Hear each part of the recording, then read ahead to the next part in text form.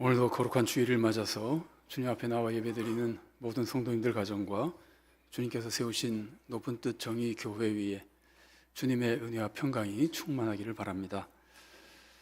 이스라엘 백성이 애굽에서 나와서 한 2년 만에 가나안 땅에 들어갈 수 있게 됐습니다. 그러나 이스라엘 백성은 12명의 정탐꾼을 보내서 가나안 땅을 정탐한 후에 정탐꾼들의 보고가 10명이 굉장히 부정적인 보고를 했죠. 가나안 땅에 사는 사람들이 우리보다 더 강하고 우리는 가서 그들을 이길 수 없고 오히려 우리가 다 망할 것이다. 처자식들은 노예가 될 것이다. 이런 말을 하면서 애굽으로 돌아가자 그래서 결국은 이스라엘 백성 대부분이 여호수아와 갈렙 외에는 하나님을 믿지 않고 불신의 모습을 보이며 애굽으로 돌아가자 그랬다가 하나님의 징계를 받아서 이스라엘 백성은 40년 동안 광야 생활을 하면서 당시 20세 이상이었던 자기 말에 자기 의견에 책임을 져야 되는 사람들은 다 광야에서 죽고 맙니다. 자, 우리가 잘 아는 사건인데 여기서 한번 생각해 보십시오. 60만 명의 이스라엘 백성이 가나안 땅에 들어가는 것을 거부하고 애굽으로 돌아가자 그랬다가 다 광야에서 죽는데 이 사람들이 전부 다 한결같이 적극적으로 가나안 땅에 들어가는 것을 거부하고 애굽으로 돌아가자고 막 그랬을까요? 아니면은 일부 사람들은 어쩌면은 반 이상의 사람들은 그냥 선동당하고 애굽으로 막 돌아가자는 그 분위기에 휩쓸려서 애굽으로 가자는 것을 따랐다가 망하게 됐을까요? 물론 우리는 이걸 잘 알 수 없습니다. 성경에 기록되어 있지 않습니다. 그러나 우리가 일반적으로 사람들의 행태를 보거나 오늘날 교회 모습을 보고 짐작한다면은 아마도 많은 사람들이 전체 분위기에 휩쓸렸을 가능성이 있습니다.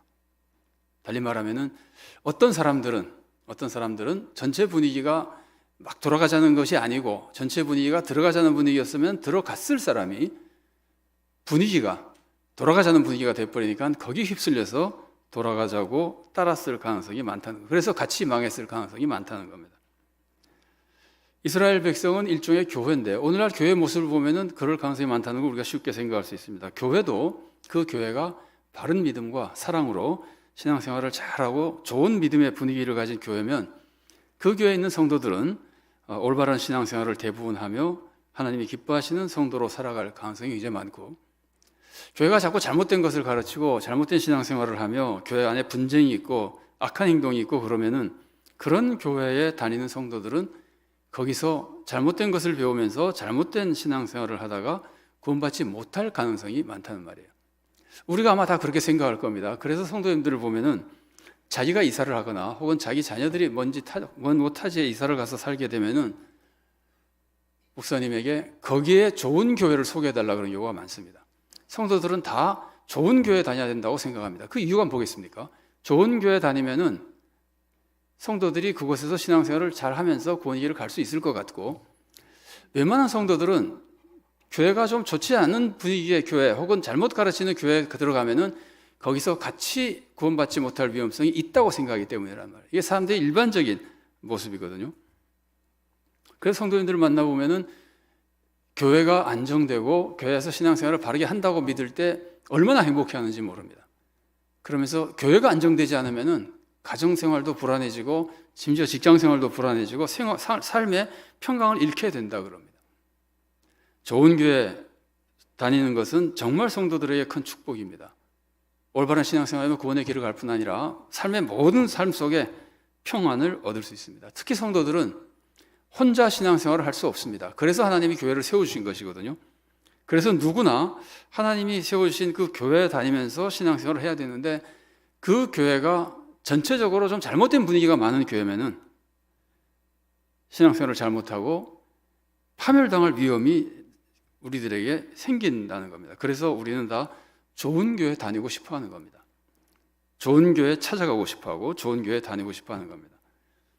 우리가 좋은 교회 다니고 싶다면은 지금 우리가 다니고 있는 교회를 좋은 교회로 만들어야 되잖아요. 그러니까 우리는 우리 교회를 좋은 교회로 만들어야 됩니다. 그래야 나도 올바른 신앙생활하며 구원의 길을 가고 우리 후손들도 이곳에서 신앙이 잘 성장하며 구원받을 수 있게 되는 겁니다. 그러니까 세상에는 완전한 교회가 없습니다. 다 부족한 교회들입니다. 성경에도 여러 교회 모습들이 나오지만 완전한 교회는 없습니다. 그러나 좋은 모습을 갖춘 교회들은 있습니다. 그래서 우리는 좋은 모습을 갖춘 교회에서 좋은 모습을 배우고 우리가 그런 모습을 갖추도록 기도하며 배우고 또한 노력해야 된다는 겁니다. 오늘은 우리가 사도행전에 나오는 새 교회의 모습을 통해서 좋은 교회의 모습을 찾아보고 우리도 그런 교회가 되기 위한 기도와 정말 사모하고 노력하는 성도가 되기를 바랍니다. 그 새 교회는 예루살렘 초대 교회와 수리아의 안디옥 교회 그리고 에베소 교회입니다. 자, 먼저 예루살렘 초대 교회를 보십시오. 예루살렘 초대 교회 그러면 사람들이 굉장히 좋은 교회라고 생각을 해요. 그래서 쉽게 초대 교회를 돌아가자는 말을 굉장히 많이 하거든요.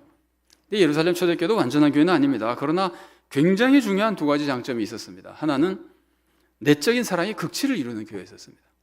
그리고 하나님의 기적과 능력이 굉장히 많이 나타나는 교회였습니다. 사도행전 2장 43절과 44절 말씀입니다.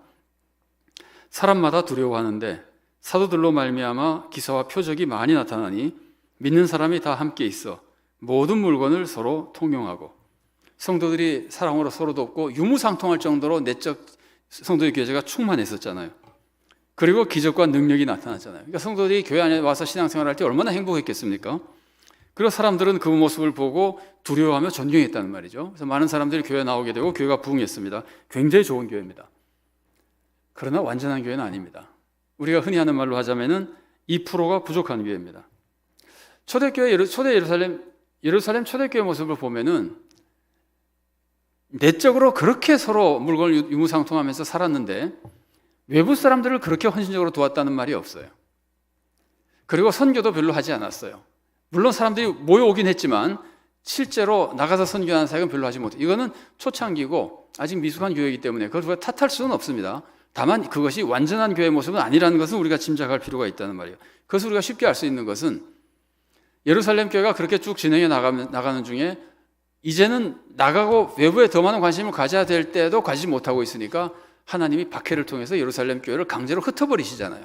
그걸 봐도 우리가 예루살렘 교회가 굉장히 좋은 모습을 가지고 있었음에도 완전한 교회는 아니었다는 것을 우리가 짐작할 수 있는 겁니다. 자, 두 번째로 수리아의 안디옥 교회, 굉장히 유명한 특징들이 있습니다. 이 안디옥 교회는 여기서 성도들이 처음으로 그리스도인이라고 불렸습니다. 우리가 다 아는 거죠. 그 또 하나는 안디옥 교회가 세계 선교를 시작한 교회입니다. 대단히 모범적이고 좋은 교회입니다. 그런데 이런 교회가 된 안디옥 교회의 좀 더 기본적인 모습을 살펴보면은 먼저 안디옥 교회는 차별이 없이 화목한 교회였습니다. 이 차별이라고 하는 것은 여러분 성차별이나 인종차별이나 여러 가지 차별이 있지만 아마 인류 사회에서 차별 중에 아마 가장 큰 차별은 유대인이냐 이방인이냐 차이일 거예요. 유대인들 입장에서는 이방인하고 유대인의 차이는 상상도 할 수 없는 것들이거든요. 그런데 이 안디옥 교회는 이방인과 유대인이 차별 없이 화목한 교회를 이루었던 겁니다. 자, 안디옥 교회는 예루살렘에서 복음을 들은 사람들이 안디옥에 가서 헬라인에게 복음을 전하면서 안디옥 교회가 시작됐습니다. 사도행전 11장 20절 21절 말씀입니다.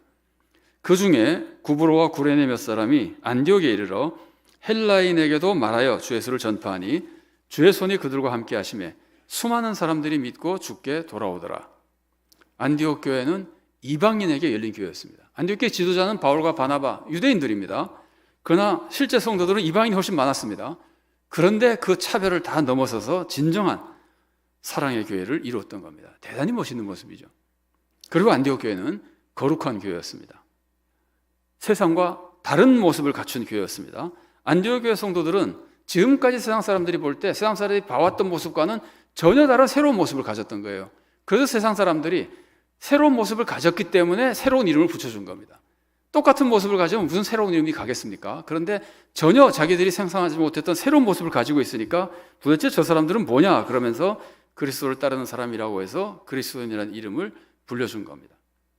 안디옥 교회 사람들이 세상 사람들과 어떻게 달랐는지는 잘 알 수 없습니다. 다만 확실한 것은 사람들이 완전히 새롭게 봤다고 하는 것은 안디옥 교회 성도들은 삶 자체가 완전히 변했다는 것을 의미하는 겁니다. 여러분, 지금도 내가 아무리 교회 열심히 나가도 사회에서, 직장에서 그들과 똑같이 살아나가고 방탕한 데 다 쫓아다니고 사람들과 똑같이 살아가면은 세상 사람들이 아무리 우리가 교회 나가도 자기들과 다른 사람이라 그러겠습니까? 저건 교회만 다니지 우리가 똑같다 그럴 거 아니에요. 새로운 이름이 붙을 수가 없어요. 안디옥 교회는 이전 나는 내 이전 삶과 달라져야 사람들이 나를 새롭다 그러는 겁니다. 새로워졌다 그러는 겁니다. 안디옥 교회는 이전에 세상에 살던 사람들과 다른 삶을 살았기 때문에 다르게 보였고, 그래서 사람들이 그들에게 그리스도인이라는 이름을 붙여준 겁니다. 성도들로서 얼마나 멋있는 모습입니까? 예수님을 믿고 삶이 변했다는 말이에요. 세상 사람들이 말하기를 저 사람들은 왜 저렇게 살아? 우리랑 많이 다르네. 뭐 하는 사람들이래? 저 사람들은 그리스도를 따르는 사람들이래. 그래서 그리스도인이라고 불리게 된 겁니다. 여러분, 삶을 변화시키는 믿음을 뭐라고 부릅니까? 행함이 있는 산믿음이라 그러죠. 안디옥 교회 성도들은 산믿음이었던 겁니다. 그래서 세상과 다른 거룩한 교회였었던 겁니다. 그래서 안디옥 교회는 크게 부흥하게 됩니다. 안디옥 교회는 교회도 지금 올바른 믿음을 가진 좋은 교회를 이루어갔지만은 안디옥이란 도시 자체가 아주 대도시입니다. 그레코로망 세계에서 굉장히 유명하고 큰 대도시입니다.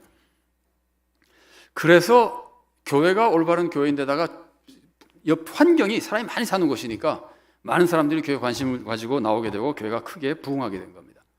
자, 이 모습을 보십시오. 교회가 이방인과 헬라인이 하나가 되는 완전히 화목한 교회를 이루었습니다. 삶이 변하는 산믿음의 교회를 이루었습니다. 그러면서 양적으로 부흥했습니다. 그러고 나니까 하나님께서 무슨 일을 하십니까? 하나님께서 안디옥 교회를 세계 선교를 시작하는 교회로 세워주시는 겁니다. 사도행전 13장 1절부터 3절까지의 말씀입니다. 안디옥 교회에 선지자들과 교사들이 있으니 곧 바나바와 니게르라 하는 시몬과 구레네 사람 루기오와 분봉왕 헤롯의 젖동생 마나인과 및 사울이라.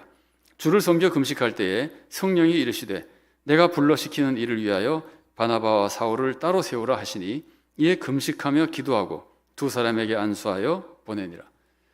이방인 선교를 한 사람들은 그동안에 베드로도 있고, 베드로가 사실은 이방인 선교의 효시입니다. 그러나 실제로 이방인 선교, 세계 선교에 본격적으로 사역을 나간 교회는 안디옥 교회였던 겁니다. 하나님이 시키신 겁니다. 여러분, 이 과정을 한번 보십시오.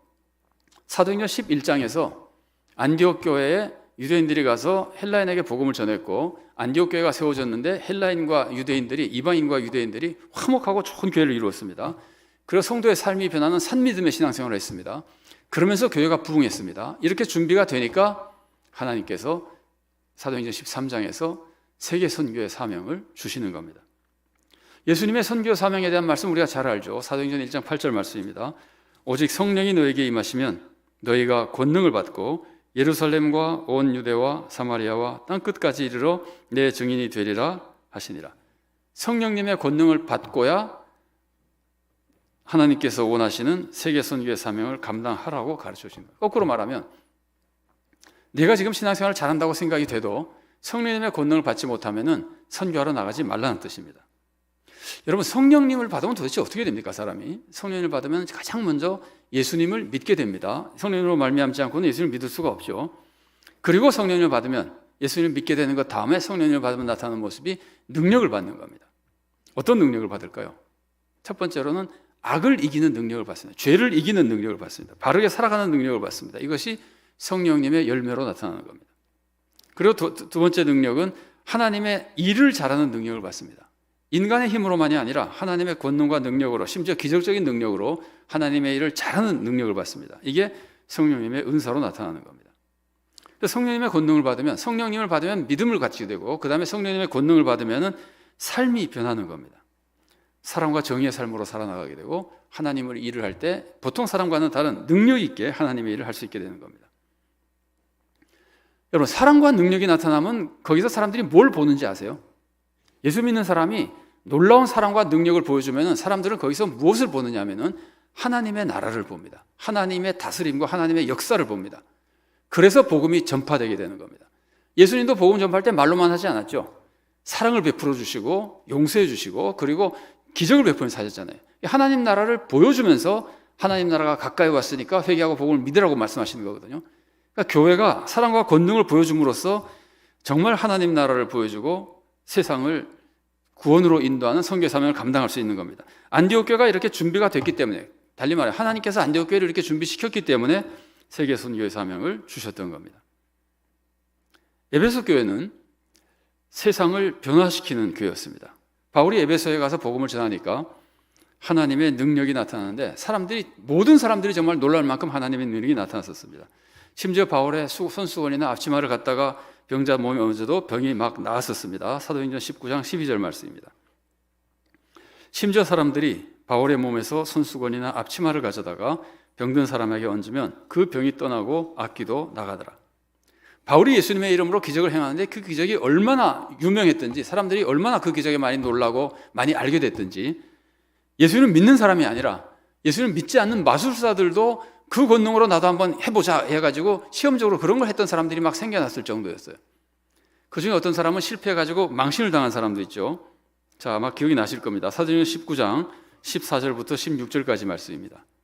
유대의 한 제사장 스게와의 7 아들도 이 일을 행하더니 악귀가 대답하여 이르되 내가 예수도 알고 바울도 알거니와 너희는 누구냐 하며 악귀 들린 사람이 그들에게 뛰어올라 눌러 이기니 그들이 상하여 벗은 몸으로 그 집에서 도망하는지라. 이 정도로 기적이 널리 퍼졌던 겁니다. 굉장히 놀랍게 예수님의 이름을 통한 기적들이 나타났었습니다. 그런데 에베소 교회에서는 이런 기적보다도 더 큰, 더 놀라운 역사가 일어납니다. 그것은 사람들의 삶이 변했다는 겁니다. 기적은 성령님의 은사에 가까운 겁니다. 은사와 비슷한 성격을 가지고 있습니다. 그럼 삶이 변한 것은 뭘까요? 삶이 변한 것은 성령님의 열매가 나타나는 겁니다. 에베소 교회에서는 성도들의 삶이, 예수님 믿으면서 성도들의 삶이 막 변한 걸 보면 믿고 한참 있다 변한 것이 아니에요. 믿으면서 막 변한 것 같아요. 바울이 에베소에서 길게는 3년 정도밖에 사역 안 했는데 사람들의 삶이 변한 모습이 많이 나타나거든요. 에베소에서 예수를 믿으면서 사람들의 삶이 변한 모습이 나타나는 게 성경에 2가지가 크게 기록되어 있는데, 하나는 마술사들이 마술책을 불사른 겁니다. 마술사들이 복음을 듣고 야, 이게 마술은 이거 하나님을 거역하는 거구나, 안 되겠구나, 이거는 버려야 되겠구나 하고 마술을 버리면서 마술책을 불살랐던 겁니다. 사도행전 19장 19절 말씀입니다. 또 마술을 행하던 많은 사람이 그 책을 모아가지고 와서 모든 사람 앞에서 불사르니 그 책값을 계산한 즉 은 5만이나 되더라. 마술사들이 마술을 포기한 건 생업을 포기한 거예요.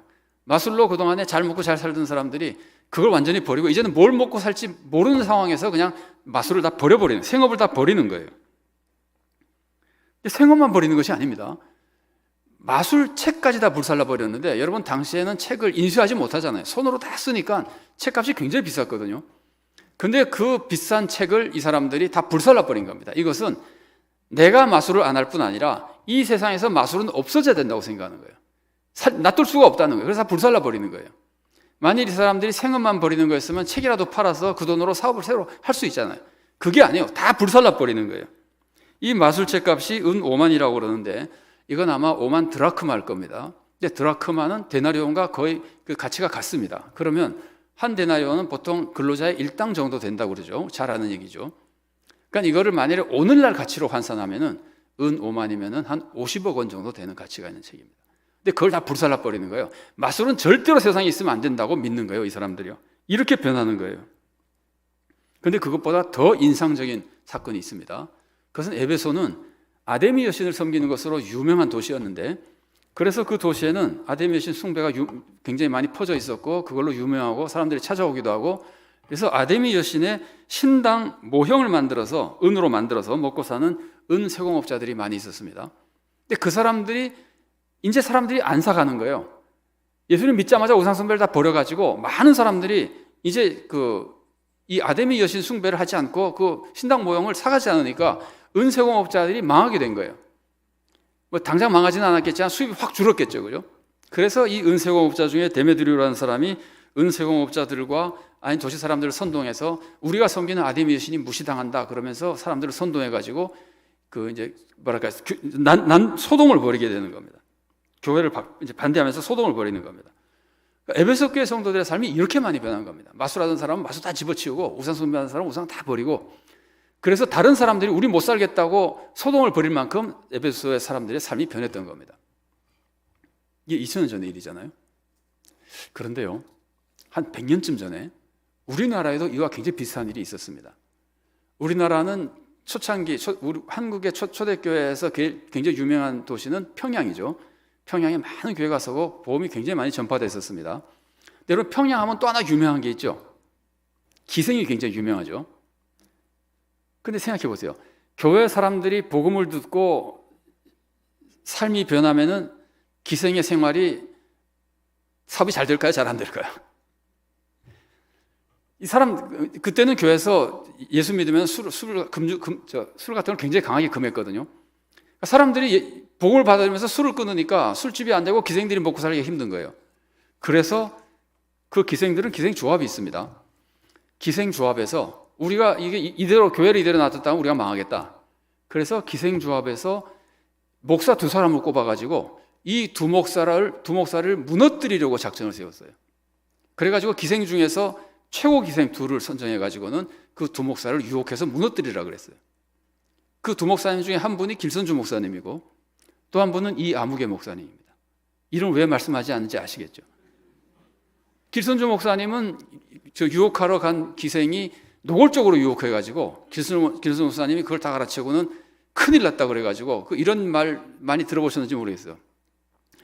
하나님, 길선주 죽습니다. 길선주 죽습니다. 그렇게 소리치면서 뛰어나왔다 그래요. 그래서 길선주 목사님 넘어가지 않았는데 이 아무개 목사님을 갔던 기생은 고도의 작전을 써가지고 그건 다 말씀드리지 못하겠습니다. 하여튼 결국은 이 목사님이 정말 이상한 모습으로 무너졌어요. 그래가지고 이 목사님은 나중에 목사가 안 돼. 그래서 우리가 지금 제가 이름을 소개해도 아무도 모르실 거예요. 그렇게 됐다는 말이에요. 근데 제가 말씀드리려고 하는 것은 평양 초대교회 성도들이 그랬다는 말이에요. 예수님 믿으니까 삶이 막 변했다는 말이에요. 주위 사람들이 예수쟁이 때문에 우리 사업 망하게 됐다고 할 정도로 삶이 변했었다는 말이에요. 그 모습을 보면 우리는 지금 참 뭔가 굉장히 아쉬운 모습이 굉장히 많이 있죠. 여러분, 이런 모습들을 보면서 초대 예루살렘 교회나 안디옥 교회나 에베소 교회 모습들을 보면서 우리가 이 세 교회의 장점들이 서로 조금 다른 모습들도 있고 그런데 이걸 우리가 얻게 된다면 얼마나 좋겠습니까?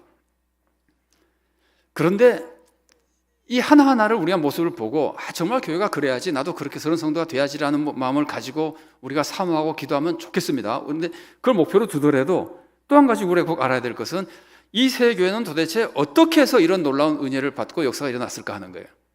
이 세 교회의 모습을 가만히 보면은요, 아주 중요한 공통점이 하나 있습니다. 그게 뭐냐면은 사도들의 가르침을 받았다는 표현이 성경에 강력하게 명시되어 있다는 겁니다. 예루살렘 초대교회는 2장 42절에서 예루살렘 초대교회 모습을 요약해서 설명해 주는데 첫 번째로 나오는 게 가르침에 대한 얘기예요. 2장 42절 읽어드리겠습니다. 그들이 사도의 가르침을 받아 서로 교제하고 떡을 떼며 오로지 기도하기를 힘쓰니라. 말씀을 배워서 말씀대로 사랑을 나누고 기도하니까 기적이 나타나고 그렇게 좋은 교회가 될 수 있었던 거예요. 안디옥 교회는요, 아까 우리가 본문에서 읽었지만 사도행전 11장 26절을 보면은 바나바가 사울을 데리고 와서 만났잖아요. 그 말씀입니다. 만남에 안디옥에 데리고 와서 둘이 교회에 1년간 모여 있어 큰 무리를 가르쳤고 제자들이 안디옥에서 비로소 그리스도인이라 일컬음을 받게 되었더라.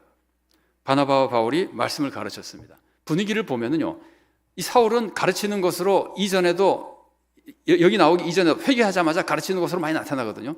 바나바가 그걸 알았던 것 같아요. 그러니까 사울을 잘 가르치는 사람이라고 데려온 것임에 거의 틀림없습니다. 어쨌든 둘이 와서 말씀을 가르쳤더니 그 말씀을 교회가 배우는 중에 말씀에 바로 서게 되니까 성도들의 신앙이 성숙하고 산 믿음이 되고 삶이 변하고 교회가 부흥하며 세계 선교를 이루는 교회가 됐던 겁니다. 말씀 배우는 것에 있어서 성경이 설명하는 것만으로 따지면은, 성경이 설명한 내용만 보자면은 에베소 교회는 더 대단합니다. 사도행전 19장 8절부터 10절까지 제가 읽어드리겠습니다. 바울이 회당에 들어가 석 달 동안 담대히 하나님 나라에 관하여 강론하며 권면하되 어떤 사람들은 마음이 굳어 순종하지 않고 무리 앞에서 이 도를 비방하거늘 바울이 그들을 떠나 제자들을 따로 세우고 두란노 소원에서 날마다 강론하니라.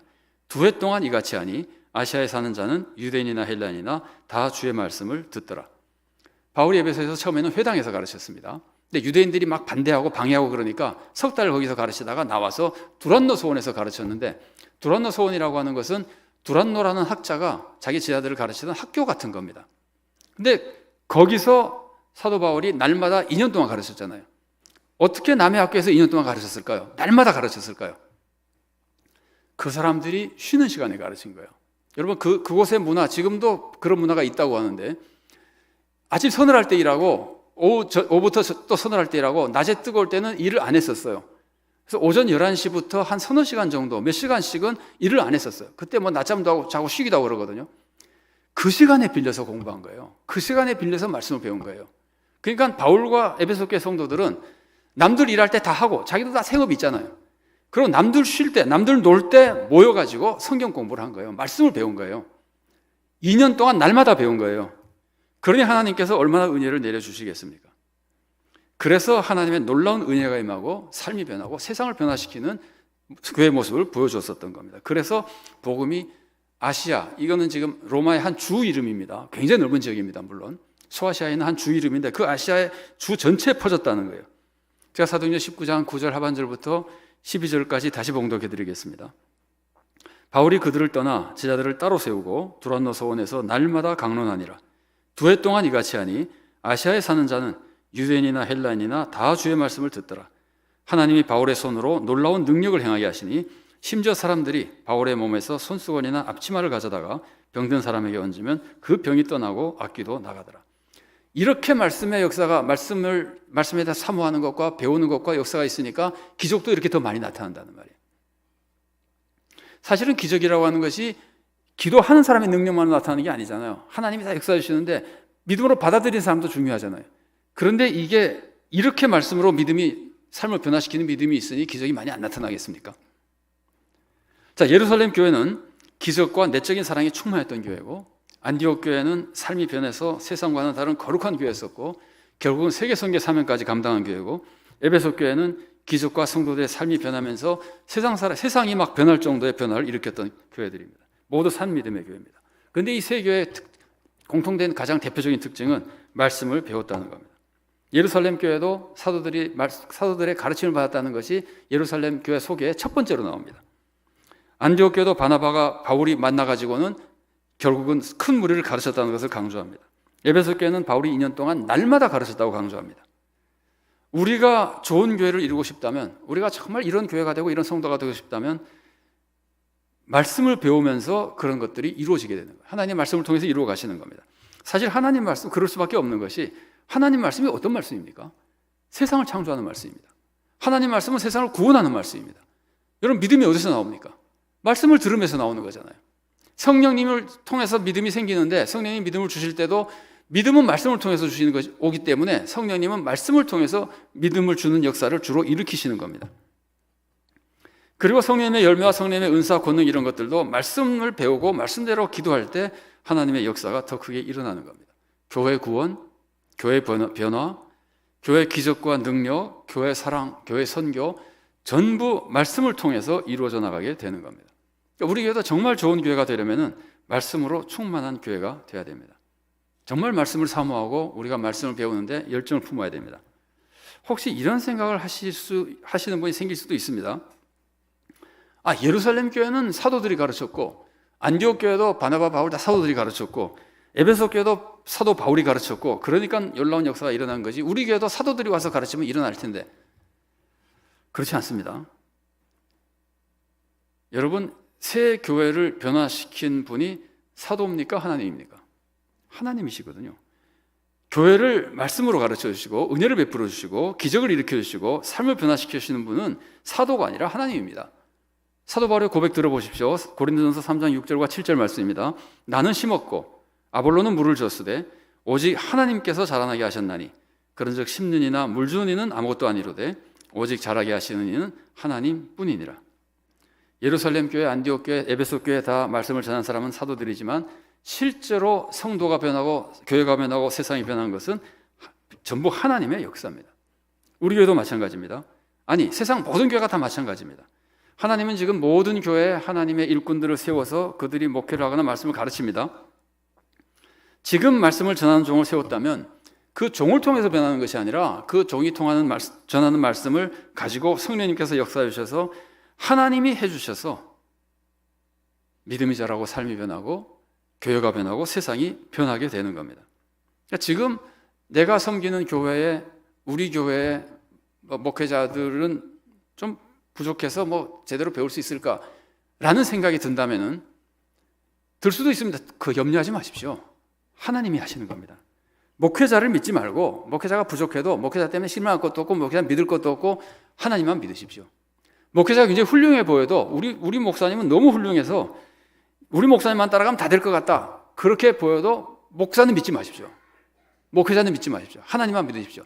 목회자를 안 믿어서 교회가 문제가 생기기도 하지만 목회자를 불필요하게 많이 믿어서 문제되는 경우도 많습니다. 오직 우리는 하나님만 믿어야 됩니다. 하나님이 우리 교회 목회자를 통해서 하나님의 선한 뜻을 이루어 주실 것으로 믿고, 하나님이 세우신 교회 지금 사역자들이, 종들이 하나님의 뜻을 이루어 나가는 종들이며, 그들을 통해서 하나님께서 우리에게 역사해 주신다는 것을 믿고, 교회에 있는 여러 가지 말씀 배우는 프로그램들이 얼마나 많습니까? 그런데 정말 하나님을 신뢰하고 더 좋은 교회를 이루는 열정으로 말씀을 배우십시오. 그러면 하나님이 역사해 주실 겁니다. 놀라운 은혜가 임할 겁니다. 우리 모두가 주님의 몸된 좋은 교회를 이루려는 꿈을 잃지 않고 하나님의 사랑과 능력을 의지하며 교회를 통해 주시는 말씀을 정말 충성스럽게 배워서 말씀으로 충만한 교회가 되기를 바랍니다. 모든 성도가 바른 믿음에 서며 삶이 변하는 산 믿음으로 구원받는 교회가 되기를 바랍니다. 모두가 서로 사랑하며 행복하고 즐거운 신앙생활하는 교회, 그리고 세상에 정의를 세우며 사랑을 베풀어서 세상에서 존경받고 세상을 구원으로 인도하며 세상을 변화시키는 하나님이 칭찬하실 만한 정말 좋은 교회, 올바르고 복된 성도가 될 수 있기를 바랍니다.